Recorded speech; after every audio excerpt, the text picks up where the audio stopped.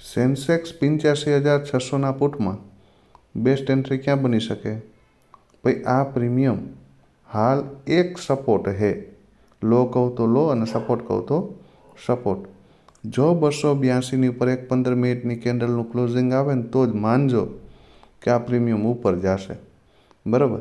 પણ કન્ડિશન એ કે 282ની ઉપર એક 15 મિનિટની કેન્ડલનું ક્લોઝિંગ આવે, ફરી પાછું તમને આ લેવલ ક્લોઝિંગ અથવા લેવલની આજુબાજુ ડીપ મળે તો એન્ટ્રી કરી શકાય ત્યાંથી.